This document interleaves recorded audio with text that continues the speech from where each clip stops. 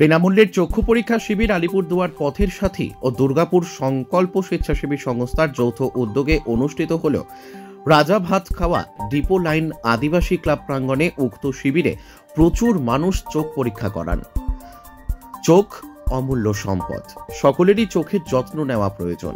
চোখের সমস্যা অবহেলা করবেন না, কারণ সুন্দর এই পৃথিবী চোখ ছাড়া অন্ধকার। প্রতি মিনিটে প্রায় 10 জন মানুষ দৃষ্টিশক্তি হারান, তার মধ্যে অন্তত একজন শিশু।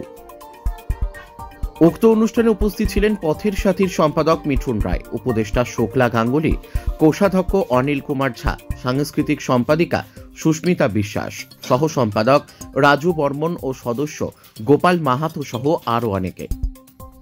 Bureau report, S news Bangla. নমস্কার সবাইকে। তো আজ আমরা আলিপুরদুয়ার যে রাজা ভাতকা গ্রাম রয়েছে, সেই গ্রামের যে আদিবাসী পাড়া রয়েছে, সেই পাড়াতে আমরা চক্ষু পরীক্ষা শিবির করলাম আলিপুরদুয়ার পথের সাথীর পক্ষ থেকে। তো সেখানে এখানকার লোকজনের খুব একটা ভালো আমরা রেসপন্স পেয়েছি। প্রথম দিকে তো ভেবেছি যে লোকজন হবেই না, তো এখানে এসে সেই আমার ধারণাটা ভুল ছিল আর কি। তো মোটামুটি প্রায়